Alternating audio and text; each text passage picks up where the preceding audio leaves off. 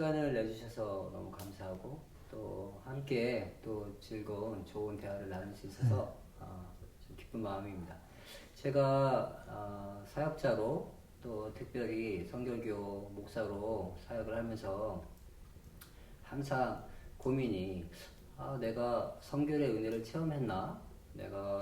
나는 체험한 것 같은데 근데 그 성결의 은혜가 또 여러 사람들 이야기나 책을 보면 또 아닌 것 같기도 하고 그래서 지금 이거에 대한 좀 정의가 명확하지 않은 것 같은데 또 어떤 게 성결의 은혜인지 또 웨슬레가 이야기했던 또 그 19세기에 부흥이 있었을 때 미국에서 있었던 많은 그 체험들과 내가 한 체험이 비슷한 건지 뭐 헷갈릴 때가 많이 있습니다.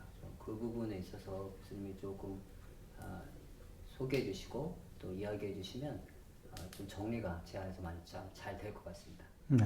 먼저 그 성결에 대한 참 오해가 참 많은 것 같아요.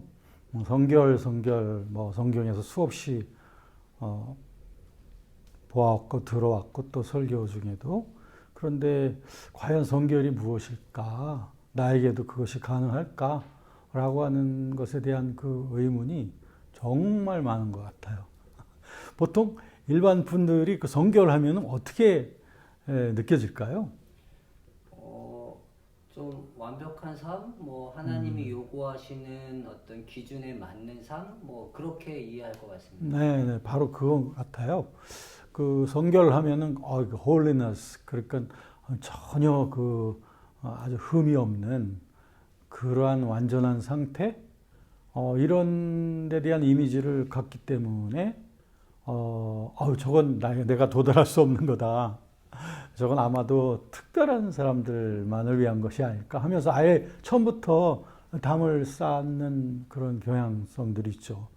근데 하나님께서 분명히 우리에게 레위기에서도 보면 내가 거룩하니 너희도 거룩하라 말씀하셨고 예수님도 그래서 마태복음 5장에 보면은 하늘에 계신 너의 아버지의 온전하신 것처럼 너희도 완전하라 말씀하시고 그러니까 신구약 전체를 통해서 우리에게 그 완전하라 또는 성결하라고 하는 그런 분명한 커맨드 명령의 말씀이 있는데도 불구하고 그 우리가 도달하지 못한다고 생각하니까 결국 우리는 guilty 그 자꾸 죄책감을 갖게 되는 거라고 생각해요. 그 과연 그 성경에서 말하는 또 하나님이 우리에게 원하시는 그 성결 거룩함이란 무엇일까? 보통 우리 그 신학교에서는 보통 이 성결에 대해서 그동안 어떻게 가르쳐지고 또 학생들은 또 어떤 식으로 이해하고 있을까요? 그 성결. 어떤 특별한 체험을 해야 하고 그 체험이 뭔가 우리 설명을 넘어서는 어떤 특별한 어떤 그 순간 그걸로 이해하고 도달하기 조금 어려운 설명하기 어려운 어떤 것이라고 이해할 것 같아요. 뭐랄까 그 아주 예외적인 또 extraordinary한 저도 전에 어떤 기도원에 갔는데 젊었을 때죠. 그런데 그 기도원에서 기도원 원장님 내외분이 저한테 하시는 말씀이 성결하려면 적어도 한 4, 50 그 이상 돼야 그게 가능해진다. 그런 말을 들었거든요. 그래서 내가 20대인 나는 성결이라는 건 그러면 안 되는구나. 과연 그런 것일까? 그 끝없는 그런 질문들이 있었습니다. 네, 저한테도 그런 질문들이 계속 있었어요. 네. 네. 그러면 아니 성결을 얻지 못한다면 결국 우리가 하나님의 명령 앞에 우리가 그 제대로 응답하지 못하는 것이 되고 그런데 그런 성결이 너무 그렇게 하나님의 절대적인 완전 같은 그런 성결로 우리가 갖게 되면 우리는 계속 도달하지 못하니 하나님 앞에 불순종하지 못하고 그러니까 그와 같은 그 불완전한 그 믿음이 계속되는 것 같아요. 네. 그런데 이제 그 기본적으로 제가 이해할 때 성결이란 그 절대적 완전을 말하는 것도 아니고 그리고 우리의 신앙의 성장이 최고조로 도달한 그 상태를 의미하는 것도 아니라는 걸 알게 됐습니다. 아, 예. 그래서 보통 성결을 강조하셨던 목회자들이나 부흥사들의 연구들을 이렇게 보다 보니까 그것은 그런 양적인 의미가 아니고 오히려 적절한 오늘날의 단어로 좀 표현한다면 영적 무장? 저는 그 용어를 참 많이 씁니다. spiritual equipment. 그러니까 하나님을 이제 순종하며 살기에 적절하게 이제 준비되어져 있는 상태에 그게 성결이구나. 그렇다면 그 성결은 끝없이 내가 자라나 가지고 도달해야 되는 그 상태가 아니고 그리스도 안에서 아무리 어린아이라 할지라도 준비가 되어질 수 있다는 거죠. 마치 어렸을 때 질병을 가지고 태어난 아기가 자라나긴 하지만 순조롭게 자라나지 못하니 그 아이에게서 그 질병이 제거되어지면 그러면 이제 건강함 속에서 자라날 수 있는 것처럼 말이죠. 그러니까 그렇게 설명이 되어지면 우리들은 그리스도 안에서 어린 자들도 성결은 가능하고 추구할 만한 것이라고 이해가 되죠.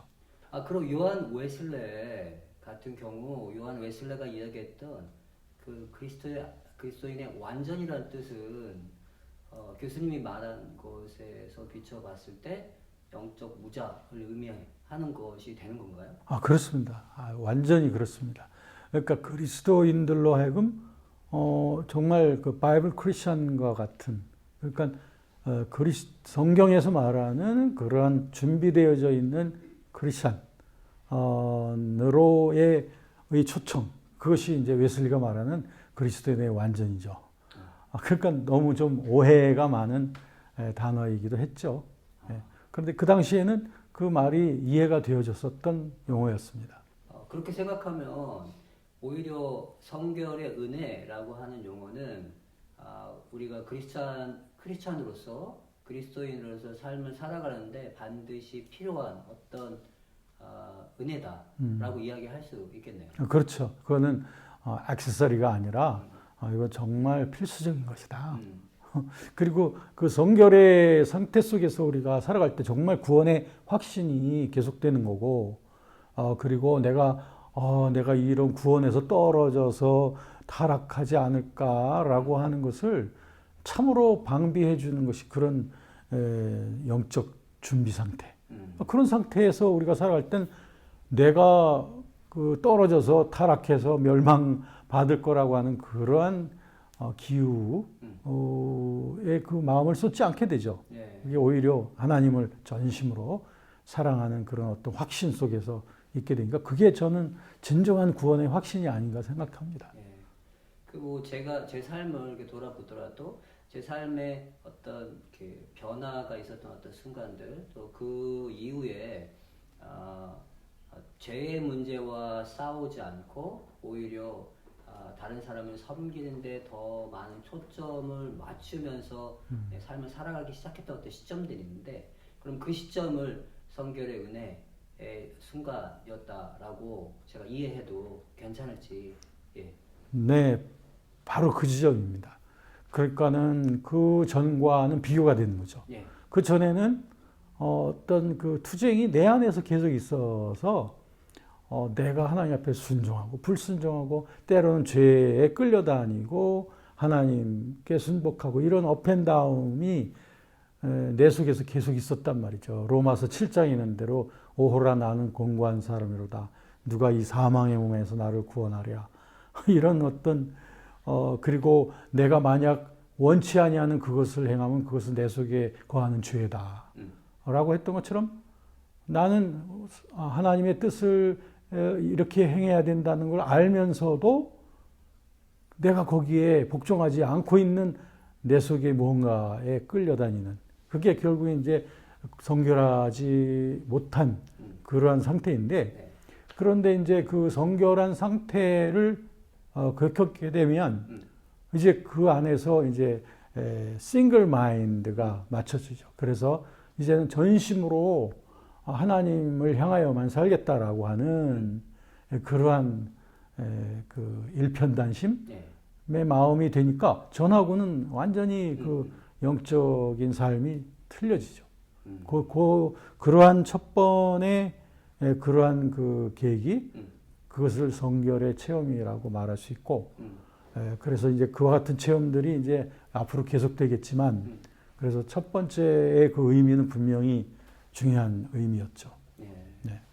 그 제가 이제 내가 성결의 은혜를 받았냐 안 받았냐에 대해서 네. 고민했던 가장 큰 이유 중에 하나가, 어떨 때는 여기 성결의 은혜를 받았으니까 내가 그 어떤 영적 수준을 계속 유지해야만 하는 어떤 상태일 것 같은데, 또 이렇게 또 제가 영적으로 조금 힘들고 어려워지면 또 그 부분이 왠지 그 내가 꼭 성결의 은혜를 받은 것 같지 않은 어떤 삶을 살아가는 것처럼 또 좀 느껴질 때가 있거든요. 이렇게 보여질 때가 있는데, 그 상태도 그럼 내가 성결의 은혜를 받은 상태의 삶을 살아가고 있기 때문에 내가 성결의 은혜를 받았다라고 이렇게 얘기해도 괜찮은 건지? 라고 하는 의심이 가끔마다 들 때가 많이 있습니다. 네. 그래서 그 성결의 은혜를 받는 건 아주 명확한 경험이라고 할 수 있고, 그런 확신으로 다가오기 때문에,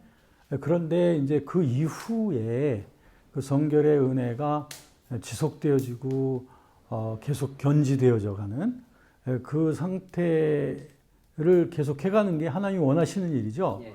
그런데 우리가 경험상으로 볼 때 그것이 느슨해지고 그 다음에 여러 가지 기도나 이런 경건에 있어서 느슨해지게 될 때 그런 상태에서 자꾸 떨어지죠. 그렇기 때문에 이 지속적인 성결은 지속적인 헌신과 지속적인 주님께 대한 함께 주님과 함께 걸으려고 하는 그 노력, 이것이 지속될 때에 지속적 성결도 가능한 거죠. 네. 그래서 많은 사람들이 과거에는 성결을 했는데 지금 자기 현 상태는 그렇지 못하고 있단 말이에요. 예. 그런데도 계속 교리적으로 그래도 난 성결을 받았으니까 라고 말하지만 현 상태는 그렇지 못하니 예. 스스로 여기에서 이제 갈등이 벌어지는데, 그 이유는 바로 지속적인 그 성화의 노력이 없었기 때문이다. 이렇게 말씀드릴 수 있죠. 제가 그 성결의 은혜를 체험한 이후에 또 그와 비슷한 경험들을 이렇게 반복적으로 했던 경험들이 있거든요. 그거는 어떻게 이해를 해야 될까요? 예. 그것은 마치 우리가 양파를 깔 때 겉껍질 까고 또 속에 있는 두꺼운 것들 또 까내고 네. 이렇게 하면서 점점 그 핵심에 이르러 가는 것처럼 말이죠. 네. 이 성결의 은혜라고 하는 것도 단 한 번으로 끝나는 것이 아니고 점점 더 이제 깊어지고, 그리고 주님 안에서 나 자신의 무지의 영역, 또 연약함의 영역들이 점점 더 깨달아져 가면서 주님 앞에 더 깊은 이제 구체적인 더 헌신에 깊어져 가게 되죠. 예. 그러니까는 이제 성결의 경험이라는 것도 일평생 단 한 번으로 끝나는 것이 아니고 점점 더 깊어져 가는 그 경험 속으로 들어가게 되지요. 예. 그런데 이제 교리적으로 이제 그것을 첫 번의 경험을 강조하다 보니 네.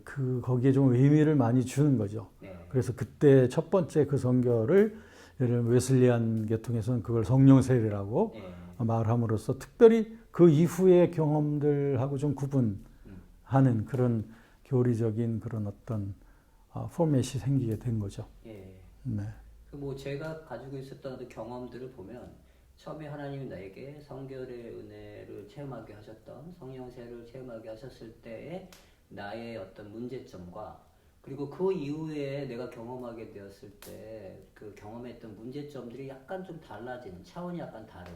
그래서 조금 하나님이 처음에 경험했던 문제가 정서적인 어떤 문제를 통해서 성결의 은혜를 체험케 하셨다면, 또 어떨 때는 어떤 육체적인 어떤 어려움이나 이런 어려움을 해결하게 하시는 것을 통해서 또 다시 한번 하나님의 전적인 어떤 은혜를 좀 경험하게 되어지는 어떤 그런 그 경험들이 사실 있거든요. 그래서 그럼 그 모든 것들도 사실 하나님께서 우리 영역 안에서 하나씩 하나씩 해결해 나가시는 그분의 은혜로 우리가 온전히 해결되어져 나가는 또 과정으로 봐도 되겠네요. 네, 반드시 그렇습니다. 그러니까 이것은 성화의 전 과정은 이 지속적인 거죠. 그래서 이제 거듭남의 순간부터 성령께서는 우리를 그 성화의 길로 계속 우리를 이끌어 가시려고 하고 그 우리의 그 마지막 우리의 궁극적인 목표 지점은 분명히 우리 성경에서 볼 수 있는 그리스도의 장성한 분량이 충만한 데까지 네. 이르도록 되는 거죠. 네. 그러니까 그것이 중생 때부터 이제 계속 이끌어 가시는 그 길이고 그 과정 속에서 이런 순간적인 이런 성결의 경험들 이런 것들이 이제 지속되어져 가면서 더욱더 깊어지고 더 무너져 가고 주님이 더 다스려져 가는 그런 영역들을 일평생 동안 더 깊이 경험해 가는 거겠죠. 네. 네. 오늘 이렇게 그 성결에 대해서 상당히 오해가 되어지기 쉬운 이런 부분에 대해서 살펴보았는데 아마 시청자분들이 굉장히 유익하셨을 거라고 생각해요. 네.